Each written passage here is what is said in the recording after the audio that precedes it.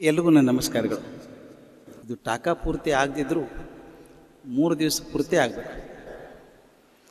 ನಿನ್ನೆ ದಿವಸ ಬಾಲಕಾಂಡವನ್ನು ನೋಡಿ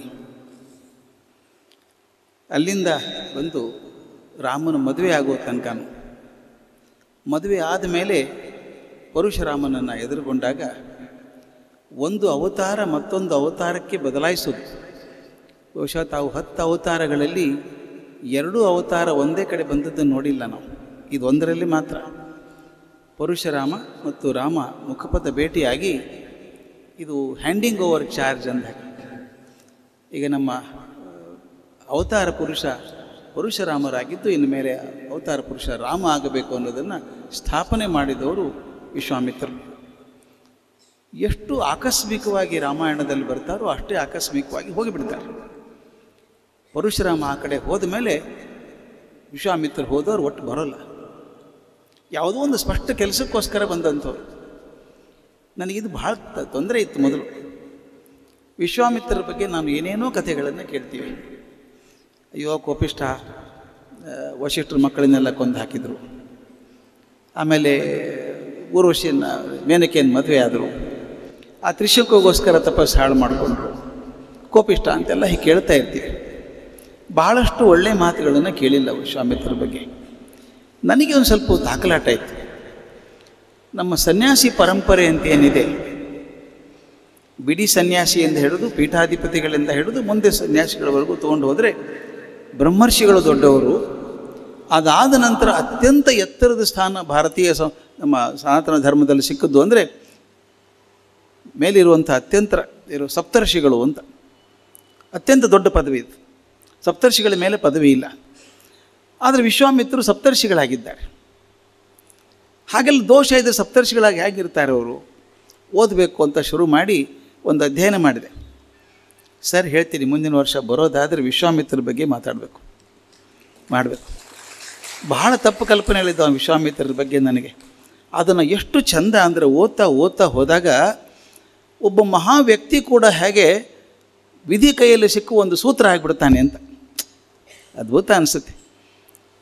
ಆತ ಮೇನಕೆಯನ್ನು ಮದುವೆ ಆಗಬೇಕಾದದ್ದು ಒಂದು ಅವಶ್ಯಕತೆ, ಅದು ಐತಿಹಾಸಿಕ ಅವಶ್ಯಕತೆ. ಅದು ಮುಂದೆ ಭರತ ವಂಶ ಬರಬೇಕಾಗಿತ್ತು. ಮೇನಕೆ ಮಗ ಭಾರತ ಆಗಬೇಕು, ದುಷ್ಯಂತ ಬರಬೇಕು, ಶಕುಂತಲೆ ಬರಬೇಕು, ಆ ಭರತ ವಂಶ ನಡಿಬೇಕು. ಅದಕ್ಕೆ ಕಾರಣ ಆಗಬೇಕಾಗಿತ್ತು ವಿಶ್ವಾಮಿತ್ರರು. ಇದೆಲ್ಲ ಕಾರಣಗಳಿತ್ತು. ಅದಕ್ಕೆ ನಾನು ರಾಮಾಯಣದ ಬಾಲಕಾಂಡದಲ್ಲೇ ವಿಶ್ವಾಮಿತ್ರನ ಜೀವನ ಚರಿತ್ರೆ ಸಾಕಷ್ಟು ಸಿಗುವಂಥದ್ದು ನಮಗೆಲ್ಲ. ಅದನ್ನೆಲ್ಲ ನೋಡಿದ್ವಿ. ಆ ನಂತರ ಈ ಅಯೋಧ್ಯೆಗೆ ಬರ್ತಾರೆ. ಸಂಭ್ರಮನೇ ಸಂಭ್ರಮ ದಶರಥನಿಗೆ. 4 ಜನ ಗಂಡು ಮಕ್ಕಳದ್ದು ಮದುವೆ ಆಗಿದೆ, 4 ಜನ ಸೊಸೆಂದರು ಬಂದಿದ್ದಾರೆ ಮನೆಗೆ.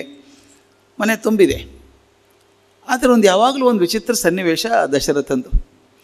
ಅವನು 4 ಮಕ್ಕಳು ಎಂದೂ ಕೂಡಿಲ್ಲ. ಅದೊಂದು ಸ್ಪ್ಲಿಟ್ ಫ್ಯಾಮಿಲಿ ಇದ್ದ ಹಾಗೆ. ಭರತ ಮತ್ತು ಶತ್ರುಘ್ನ ಅವರಿಬ್ಬರು ಜೊತೆಗೆ ಆಗಿರುವಂಥವ್ರು. ರಾಮ ಲಕ್ಷ್ಮಣರು ಜೊತೆಯಾಗಿರುವಂಥವ್ರು. ಭರತ ಶತ್ರುಘ್ನರಿದ್ದರು. ಸೋದರ ಮಾವ ಕರೆದ ಅಂತ ಹೋಗ್ಬಿಟ್ರು. ಹೋಗಿ ಅಲ್ಲೇ ಇದ್ದುಬಿಟ್ರು ಅವರು. ಇದ್ಮೇಲೆ ಅವ್ರು ಹೆಂಡಂದ್ರು ಅವ್ರ ಜೊತೆಗೆ ಹೋದರು ಅಂತ ನಂಬಬೇಕು. ಯಾಕಂದರೆ ವಾಲ್ಮೀಕಿಗಳು ಯಾಕೋ ಒಂಥರ ನನಗೆ ಕಿರಿಕಿರಿ ಆಗೋದಂದರೆ ಹೆಣ್ಮಕ್ಳ ಬಗ್ಗೆ ಅಷ್ಟು ಕರುಣೆ ಇಲ್ಲ ಅನ್ನಿಸ್ತಿತ್ತು ವಾಲ್ಮೀಕಿಗಳ ಬಗ್ಗೆ. ಊರ್ಮಿಳೆ ಬಗ್ಗೆ ಆಗಲಿ, ನೀನೇ ಮಾಂಡವಿ ಮರೆತು ನೋಡಿ, ಮರ್ತಿದ್ದೆ ನಾನು. ಊರ್ಮಿಳೆ ಬಗ್ಗೆ ಆಗಲಿ, ಮಾಂಡವಿ ಬಗ್ಗೆ ಆಗಲಿ, ಶ್ರುತಕೀರ್ತಿ ಬಗ್ಗೆ ಆಗಲಿ ಏನೇನೂ ಬರೆಯಲ್ಲ. ಒಂದು ಸೆಂಟೆನ್ಸ್ ಬರಲ್ಲ. ಭರತ ಹೋದ, ಭರತನಿಂದ ಶತ್ರುಘ್ನ ಹೋದ ಸೋದರ ಮಾವನ ಮನೆಗೆ ಅಂತ ಹೇಳ್ತಾರೆ. ಮಾಂಡವಿ ಶ್ರುತಕೀರ್ತಿ ಹೋದರು ಅಂತ ಹೇಳಲ್ಲ, ನಂಬ್ಕೋಬೇಕು ಅವ್ರು ಹೋದರು ಅಂತ ಅನ್ಕೋಬೇಕಷ್ಟೇ ನಾವು. ಇಲ್ಲಿಂದ ಶುರು ಆಗ್ತದೆ. ಭಾಳ ಅದ್ಭುತವಾದಂಥ ಇದು ಕಾಂಡ. ಇದು ಅಯೋಧ್ಯಾಕಾಂಡ ಅನ್ನೋದು ರಾಮಾಯಣದ ಹೃದಯ ಭಾಗ ಅಂತ ಕರೀತಾರೆ. ಏನೆಲ್ಲ ಆಗಬೇಕು ಮನುಷ್ಯ ಜೀವನದ ಭಾವನೆಗಳ ತಾಕಲಾಟ ಇಲ್ಲಾಗತ್ತೆ. ಈ ಕಥೆ ಶುರುವಾಗೋದು ಶ್ರೀರಾಮನಿಗೆ ಪಟ್ಟಾಭಿಷೇಕ ಅನ್ನೋ ಸುದ್ದಿಯಿಂದ ಶುರುವಾಗಿ ರಾಮ ವನವಾಸಕ್ಕೆ ಹೋಗೋ ತನಕನೂ ಈ ಅಯೋಧ್ಯಾಕಾಂಡ ಆಗುವಂಥದ್ದು. ಇದರಲ್ಲಿ ಬರುವಂಥ ಮನುಷ್ಯ ಜೀವನದ ಭಾವನೆಗಳ ತಾಕಲಾಟ ಅದ್ಭುತ ಇದು ಬರುತ್ತೆ. ಆವಾಗ ರಾಮ ಹೇಗೆ ನಡ್ಕೊಂಡ ಅನ್ನೋದು ಭಾಳ ಮುಖ್ಯ ನನಗೆ.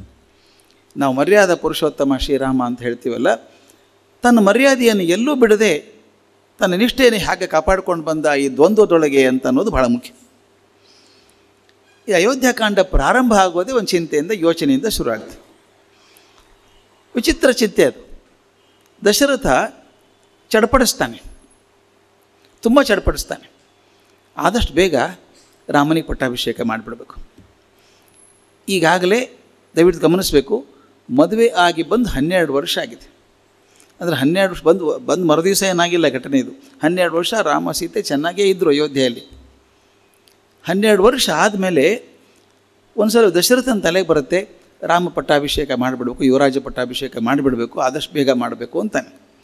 ಅವನು ಸಂಕಟ ಅರ್ಥ ಆಗೋಲ್ಲ ನಮಗೆ. ಸಂಕಟ ಪಡ್ತಾನೆ. ಸಂಕಟ ಪಡೋದೇನಿತ್ತು, ಮಾಡಿಬಿಡ್ಬೇಕಾಗಿತ್ತಲ್ಲ. ಅವನು ಏನೇನು ಹೇಳ್ತಾನೆ ಅನ್ನೋದು ಗಮನಿಸಿ. ಅವನ ಮನಸ್ಸಲ್ಲಿ ಏನು ತಾಕಲಾಟ ಇತ್ತು ಅಂತ ಹೇಳ್ತಾನೆ.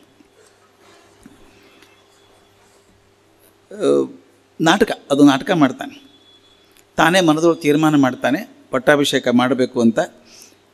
ಅದಕ್ಕೊಂದು ಹೊಸ ಸಿಸ್ಟಮ್ ಮಾಡ್ತಾನೆ. ಪ್ರಜಾಪ್ರತಿನಿಧಿಗಳು ಅನುಮೋದನೆ ತಗೋಬೇಕು ಅಂತ. ಅದೆಂದೂ ಇರಲಿಲ್ಲ ಮನೆತನದಲ್ಲಿ. ರಾಜನ ಜ್ಯೇಷ್ಠ ಪುತ್ರ ರಾಜ ಆಗೋದು ಅಂತ ಇತ್ತು ತೀರ್ಮಾನ. ಎಲ್ರಿಗೂ ಗೊತ್ತು ರಾಮ ಪಟ್ಟಾಭಿಷೇಕ ಆಗ್ತದೆ ಅಂತ. ಇವನೇನು ಮಾಡ್ತಾನೆ, ರಾಮನ ಮಾಡಬಹುದಾ ಅಂತ ಕೇಳಬೇಕು ಅಂತ ಹೇಳಿ ಒಂದು ಸಭೆ ಕರೀತಾನೆ. ಎಷ್ಟು ಅವಸರದಲ್ಲಿ ಕರೀತಾನೆ ಸಭೆನ. ಕರೆದು ತೀರ್ಮಾನ ಏನು ಮಾಡ್ತಾನಂದರೆ, ಯಾರ್ಯಾರನ್ನ ಕರೀತಾನೆ, ಎಲ್ಲರನ್ನೂ ಕರೀತಾನೆ.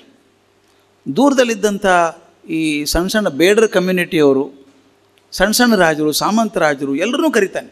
ಸಭೆಗೆ ಬನ್ನಿ, ಚರ್ಚೆ ಮಾಡಬೇಕು ದೇಶದ ಬಗ್ಗೆ, ಮುಂದೆ ಯಾರನ್ನು ಮಾಡಬೇಕು ರಾಜ ಅಂತ ಹೇಳಿ ಚರ್ಚೆ ಮಾಡ್ತಾನೆ. ತಪ್ಪೇನಿಲ್ಲ, ಕರೆದ. ರಾಜ್ಯಸಭೆಗೆ ಕರೆದು ಒಂದೇ ಐಟಮ್ ಅದು ಎಜೆಂಡಾ. ರಾಮನನ್ನು ನಾನು ಪಟ್ಟಾಭಿಷೇಕ ಮಾಡಬೇಕು ಅಂತ ತೀರ್ಮಾನ ಮಾಡಿದ್ದೀನಿ, ನಿಮ್ಮ ಅಭಿಪ್ರಾಯ ಏನು ಅಂತ. ಒಂದ್ಸಲ ಗಾಬರಿ ಆಗುತ್ತೆ ಅವನಿಗೆ. ಸಭೆಯಲ್ಲಿ ಹೇಳಿದಾಗ ಗಾಬರಿ ಆಗುತ್ತೆ. ಎಲ್ಲರೂ ಭಾಳ ಒಳ್ಳೆ ಚಿಂತೆ ಮಾಡಿ, ದಯವಿಟ್ಟು ಮಾಡಿ ಅಂತಾರೆ. ಇದೊಂದು ಸಲ ತೊಂದರೆ ಕೆಲಸ ಇದು. ಆಫೀಸರ್ ರಿಟೈರ್ ಆಗ್ತಾ ಇರ್ತಾರೆ. ನನ್ನ ನಂತರ ಇವ್ರು ಬರ್ತಾರೆ ಅಂತ ಪರಿಚಯ ಮಾಡಬೇಕು. ಜನ ಭಾಳ ಸಂತೋಷ ಸರ್, ಅವ್ರು ಬಂದರೆ ಭಾಳ ಸಂತೋಷ, ನೀವು ಹೋದ್ರೆ ಸಾಕು ಒಂದಂಗೆ ಆಯ್ತಲ್ಲ. ಒಬ್ಬರು ಕೂಡ ಯಾಕೆ ಅವಸರ ಮಾಡ್ತೀರಿ, ಇನ್ನೊಂದು ದಿವಸ ಇರಿ ರಾಜರು ದಶರಥ ನೀವು ಅಂತ ಅನ್ಲಿಲ್ಲ ಒಬ್ಬರು. ಅಯ್ಯೋ ರಾಮನ್ ಮಾಡೋದಾದ್ರೆ ನಾಳೆನೇ ಮಾಡಿಬಿಡಿ, ಬೇಗ ಮಾಡಿಬಿಡಿ ಅಂದರು. ಇವೊಂಥರ ಮುಖಭಂಗ ಆದಂಗೆ, ಇಷ್ಟು ವರ್ಷ ಮಾಡಿದ್ದೇನು ಬೇಜಾರ ಇವರಿಗೆ ಅಂತ. ಆದರೂ ಅವನೇನು ಮಾಡ್ತಾನೆ, ತೀರ್ಮಾನ ಸಭೆಯದ್ದು ಅಂತ ಹೇಳ್ತಾನೆ. ಭಾಳ ಸೂಕ್ಷ್ಮ ಇದೆ ಇದರೊಳಗೆ, ಭಾಳ ಸೂಕ್ಷ್ಮ ಇದೆ. ಎಲ್ಲರನ್ನೂ ಕರೆದಂಥವನು ದಶರಥ ಇಬ್ಬರನ್ನ ಕರೆಯೋಲ್ಲ. ಯಾರನ್ನು ಕರೆಯಲ್ಲ, ಮೋಸ್ಟ್ ಇಂಪಾರ್ಟೆಂಟ್ ಪೀಪಲ್ ಕರೆಯಲ್ಲ. ರಾಮನ ಮಾವ, ರಾಮ ಪಟ್ಟಾಭಿಷೇಕ ಆಗಬೇಕಲ್ವ, ರಾಮನ ಮಾವ ಜನಕನ ಕರೆಯೋಲ್ಲ. ತನ್ನ ಸ್ವಂತ ಮಾವ ಕೈಕೇಯಿ ಗಪ್ಪ ಅವನು ಕರೆಯಲ್ಲ. ವಿಚಿತ್ರ ಅನ್ಸಲ್ವಾ ಇದು? ರಾಮನ ಪಟ್ಟಾಭಿಷೇಕ ಆಗಬೇಕು. ಮತ್ತು ಅದು ಅಲ್ಲದೆ ಭರತ ಶತ್ರುಘ್ನರು ಖಾಸ ತಮ್ಮಂದರು, ಸೋದರ ಮಾವನು, ಅವ್ರು ಕರೆಸ್ಬೇಕಲ್ಲ ಪಟ್ಟಾಭಿಷೇಕಕ್ಕೆ. ಅವ್ರನ್ನ ಯಾರೂ ಕರೆಯಲ್ಲ. ಮತ್ತು ಒಂದೇ ಸಮ ಚಡಪಡಿಸ್ತಾನೆ. ರಾಮನಿಗೆ ಹೇಳ್ತಾನೆ, ನೋಡು ರಾಮ, ನಿನಗೆ ಮಾಡಬೇಕು ಅಂತ ತೀರ್ಮಾನ ಮಾಡಿಬಿಟ್ಟಿದ್ದೀನಪ್ಪ, ಹೇಗಿದ್ದರೂ ಭರತ ಊರಲ್ಲಿ ಇಲ್ಲಲ್ಲ, ಇದೇ ಸರಿಯಾದ ಸಮಯ ಅಂತಾನೆ. ವಿಚಿತ್ರ ಅಲ್ವಾ ಇದು? ಹೇಗೂ ಭರತ ಇಲ್ಲ, ಈಗೇ ಸಮಯ ನೀನು ಪಟ್ಟಾಭಿಷೇಕ ಮಾಡಬೇಕು. ಭರತ ಇಲ್ಲದೆ ಇರೋದಕ್ಕೂ ಇದು ಪಟ್ಟಾಭಿಷೇಕಕ್ಕೆ ಏನು ಸಂಬಂಧ? ಅವನಿಗೊಬ್ಬನಿಗೆ ಗೊತ್ತು ಯಾಕೆ ತಳಮಳ ಆಗಿದೆ ಅಂತ. ಭಾಳ ಚೆಂದ ಇದು ನನಗೆ ಎಷ್ಟು ಚಿಂತೆ ಅಂದರೆ, ಅವನಿಗೆ 2 ಚಿಂತೆ ಭಾಳ ತೀವ್ರ ಬಂದಿದೆ. ಸಭೆ ಕರೆದು ತೀರ್ಮಾನ ಮಾಡ್ತಾನಲ್ಲ, ಗೊತ್ತು ಅವನಿಗೆ ಎಲ್ಲರೂ ಒಪ್ಕೋತಾರೆ ಅಂತ. ಅದಕ್ಕೆ ಇದು ಕೆಲವೊಂದು ಸಲ ಭಾಳ ಪವರ್ಫುಲ್ ಪ್ರೈಮ್ ಮಿನಿಸ್ಟರ್ ಆದರೆ ಕ್ಯಾಬಿನೆಟ್ಟಲ್ಲಿ ಯಾರೂ ಮಾತಾಡೋದಿಲ್ಲ. ಅವ್ರು ಏನು ಹೇಳ್ತಾರೆ ಒಪ್ಕೊಂಡ್ಬಿಡ್ತಾರೆ, ವಿರುದ್ಧ ಯಾರೂ ಮಾತಾಡಲ್ಲ. ಅದಕ್ಕೆ ತಮಾಷೆ ಮಾಡ್ತಾರೆ, if the leader is powerful he can write the proceedings of the meeting before the meeting happens ಅಂತ ಬರದೇ ಬಿಡ್ಬೋದು. ಹಿಂಗಾಯ್ತು ಗೊತ್ತಿದ್ದು ಅವ್ರು ಏನು ಹೇಳ್ತಾರೋ ತೀರ್ಮಾನ ಆಗುತ್ತೆ, ವಿರುದ್ಧ ಯಾರೂ ಮಾತಾಡೋದಿಲ್ಲ. ಅದು ಗೊತ್ತಿದ್ದು ಕೂಡ ಸಭೆ ಕರೀತಾನೆ, ಇವರಿಬ್ಬರನ್ನೂ ಕರೆಯೋಲ್ಲ. ಅದು ಹೇಳ್ತಾನೆ, ನತು ಕೇಕೆಯ ರಾಜಾನಂ ಜನಕಂ ವಾ ನರಾಧಿಪ ತ್ವರೆಯ ಜಾನಮಾಸಾದ ಪಶ್ಚಾತ್ಯ ಶೋಷತ ಪ್ರಿಯಂ ಅಂತ. ಅಂದ್ರೇನು, ಅವರಿಬ್ಬರನ್ನ ಕರೀಲಿಲ್ಲ, ಕೇಕೆಯ ರಾಜನ ಜನಕ ರಾಜನ ಕರೀಲಿಲ್ಲ. ಹೆಂಗಿದ್ರು ಆಮೇಲೆ ಸಂತೋಷ ಪಡ್ತಾರಲ್ಲ ಅವರು, ಅದನ್ನು ಹೆಂಗೆ ಸಂತೋಷ ಪಡ್ತಾರಲ್ಲ. ಸಂತೋಷ ಪಡ್ಲಿರಿ, ಮೀಟಿಂಗ್ ಕರೆಯೋಕೆ ಅಂತಂದರೆ ಇವ್ರದ್ದು ಯಾರ್ಯಾರನ್ನೂ ಕರೆದಿದ್ದಾನೆ. ಮತ್ತು ಲಾಸ್ಟ್ ಮಿನಿಟ್ ಕರೆದದ್ದು ಕರೆಯೋಕ್ಕಾಗಲಿಲ್ಲ, ನೆವ ಏನಿಲ್ಲ.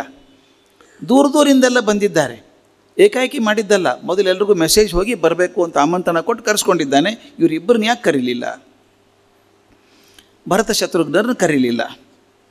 ಮತ್ತು ತಿರುಗಿ ಮುರುಗಿ ಮಾತೇನು ಹೇಳ್ತಾನೆ, ಭರತ ಒಳ್ಳೆಯವನೇಪ್ಪ, ಮನಸ್ಸು ಒಳ್ಳೆಯದು, ಅಂತಃಕರಣ ಇದೆ ಅವನಿಗೆ, ಆದರೂ ಹೇಳೋಕ್ಕಾಗಲ್ಲ. ಒಂದೊಂದು ಸಲ ಭರತನ ಬಗ್ಗೆನೇ ಸಂಶಯ ತೋರಿಸ್ತಾನೆ. ಒಳ್ಳೆ ಹುಡುಗ, ನನ್ನ ಮಾತು ಮೀರೋಲ್ಲ, ಆದರೂ ರಾಜ್ಯದ ವಿಷಯ ಬಂದಾಗ ಏನಾಗೋಲ್ಲ, ಹೇಗಿದ್ರು ಅವನಿಲ್ಲಲ್ಲ, ನೀನು ಪಟ್ಟಾಭಿಷೇಕ ಮಾಡಿಬಿಡ್ತೇನೆ. ಇನ್ನೊಂದು ಯಾಕೆ ಚಿಂತೆ ಬಂತು ಅಂದರೆ ಅವನಿಗೆ 2 ಕಾರಣಗಳಿದ್ದಾವೆ ಅಂತ ರಾಮಾಯಣ ಹೇಳುತ್ತೆ. ಮೊದಲನೇ ಕಾರಣ, ಅವನಿಗೆ ಶ್ರವಣಕುಮಾರನ ತಂದೆ ತಾಯಿ ಕೊಟ್ಟ ಶಾಪ ನೆನಪಿದೆ. ತಮಗೆಲ್ಲ ಗೊತ್ತಿದೆ, ಶ್ರವಣಕುಮಾರ್ ಕಥೆ ಹೇಳೋ ಕಾರಣ ಇಲ್ಲ. ಆ ಶಾಪ ಗೊತ್ತಿದೆ ಅವನಿಗೆ. ಆದರೆ ಎಷ್ಟರ ಮಟ್ಟಿಗೆ ಇಟ್ಕೊಂಡಿದ್ದಾನೆ ಕಾನ್ಫಿಡೆನ್ಷಿಯಲಿಯಾಗಿ ಅಂದರೆ ಕೌಶಲ್ಯಗೂ ಹೇಳಿಲ್ಲ, ರಾಮನಿಗೂ ಹೇಳಿಲ್ಲ, ಯಾರಿಗೂ ಹೇಳಿಲ್ಲ. ಅವನಿಗೊಬ್ಬರಿಗೆ ಗೊತ್ತದು. ಆ ಶ್ರವಣಕುಮಾರನ ತಂದೆ ತಾಯಿದ್ರು ಶಾಪ ಕೊಟ್ಟಿರ್ತಾರೆ.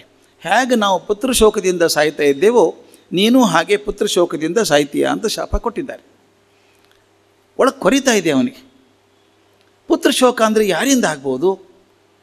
ಅದು ರಾಮ ಆದರೂ ಅಂತ ಬದುಕೋಕ್ಕೆ ಸಾಧ್ಯವೇ ಇಲ್ಲ. ರಾಮನಿಗೆ ದುಃಖ ಆಗಬಾರ್ದು, ಅವನು ಹೋಗಬಾರ್ದು, ಅವನ ಪ್ರಾಣ ಹೋಗಬಾರ್ದು, ಅವನಿಗೆ ಸಾಯಬಾರ್ದು. ಭರತ ಶತ್ರುಘ್ನರು ಅವರು ಆಗಬಾರ್ದು, ಏನೂ ಆಗಬಾರ್ದು.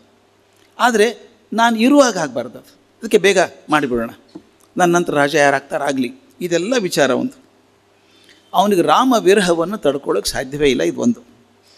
ಎರಡನೇದು 2 ಭಯ ಅಂತ ಹೇಳಿದ್ದಾರೆ. ಎರಡನೇದು ಕೈಕೇಯಿ ಭಯ ಇದೆ ಅವನಿಗೆ, ವಿಪರೀತ ಭಯ ಕೈಕೇಯಿ ಇದೆ ಅವನಿಗೆ, ದಶರಥನಿಗೆ. ಕೈಕೇಯಿ ಹೆದರೋದಕ್ಕೆ ಮತ್ತೆ 2 ಕಾರಣ. ಒಂದು ವೈಯಕ್ತಿಕವಾದದ್ದು, ಇನ್ನೊಂದು ರಾಜಕೀಯಕ್ಕೆ ಸಂಬಂಧಪಟ್ಟದ್ದು.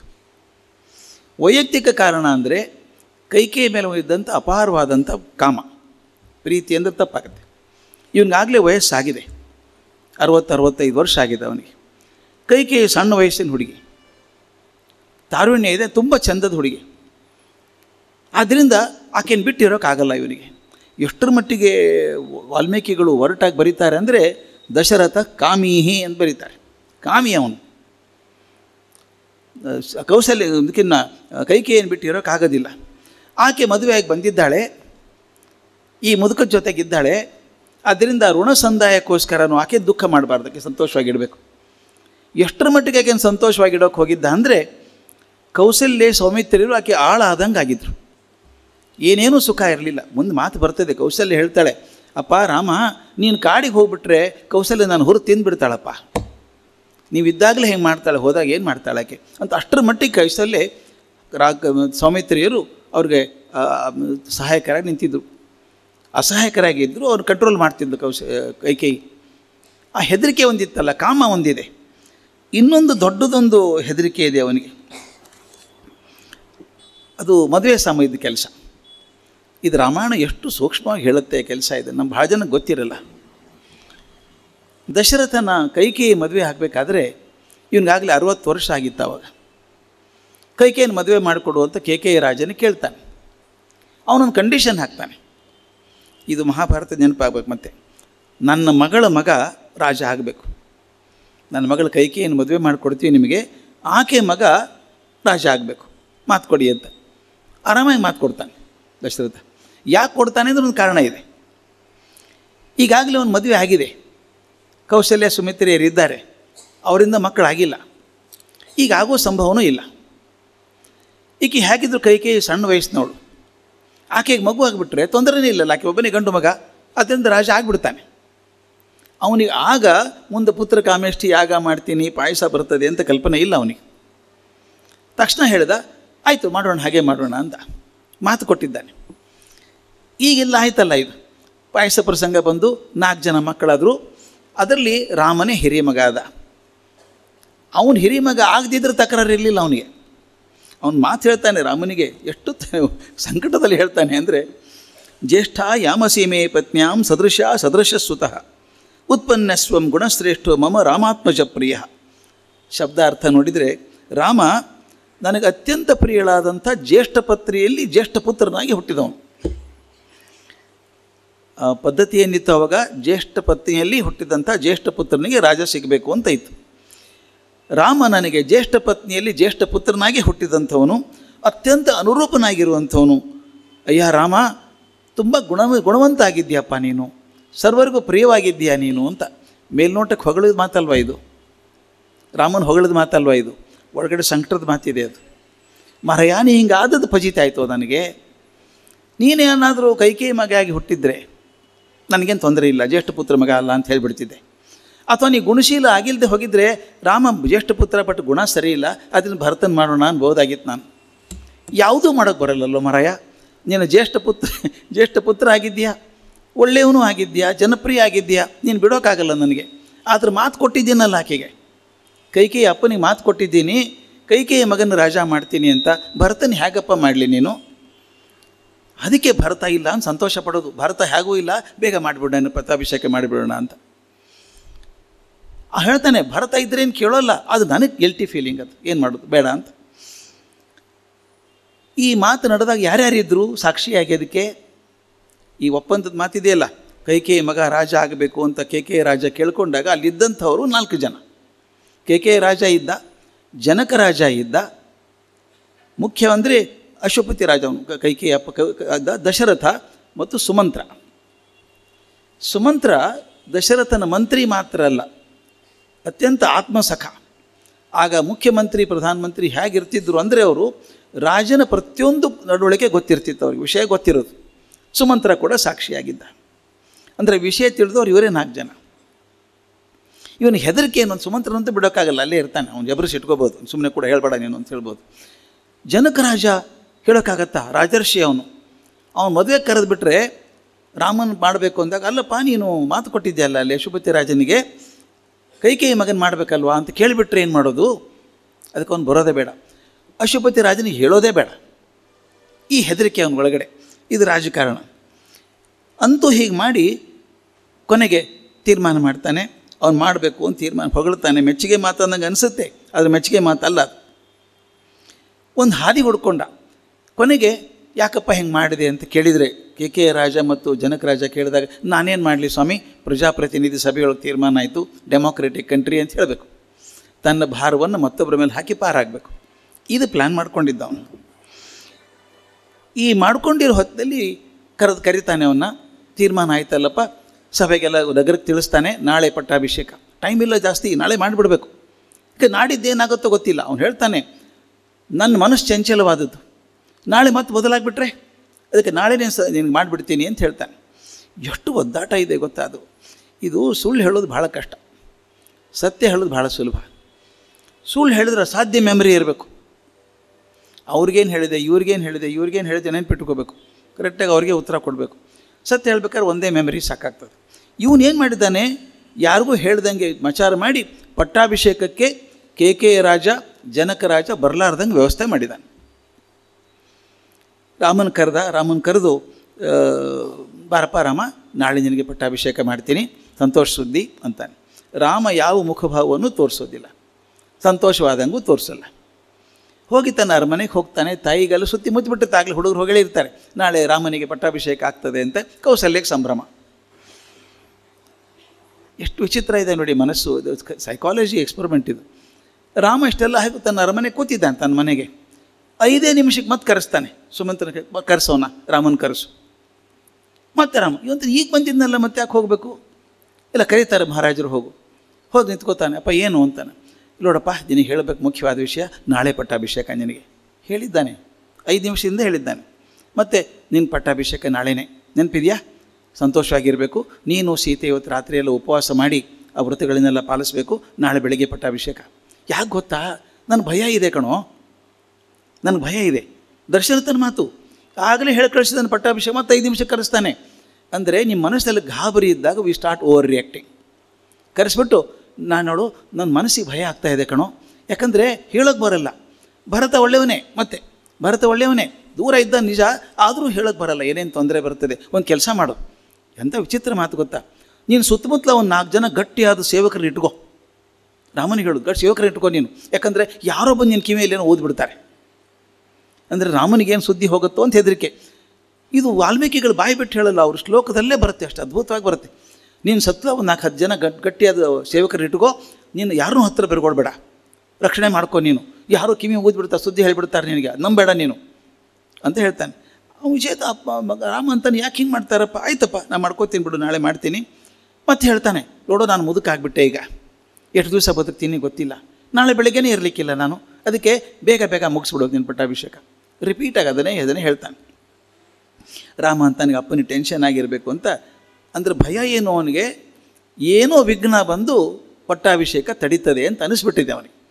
ಈ ಪ್ರಿಮಾನಿಷನ್ ಅಂತೀವಿ ನೋಡಿ, ಕೆಲವೊಂದು ಸಲ ನಮಗೆ ಅನಿಸ್ಬಿಡುತ್ತದೆ ಹೀಗಾಗ್ಬೋದು ಅಂತ. ಕೆಲವು ಸಲ ಹಂಗೆ ಆಗಲ್ವಾ, ಯಾಕೋ ಏನೋ ತೊಂದರೆ ಆದಂಗೆ ಕಾಣಿಸ್ತದೆ, ಆಗೋಂಗೆ ಕಾಣಿಸ್ತದೆ, ಏನೋ ತೊಂದರೆ ಆಗ್ತದೆ. ಹಾಗೆ ದಶರಥನಿಗಾಗಿದೆ, ಇದು ನಡೆಯೋಲ್ಲ, ಪಟ್ಟಾಭಿಷೇಕ ತೊಂದರೆ ಆಗ್ಬೋದು ಅಂತ ಅನಿಸಿದೆ.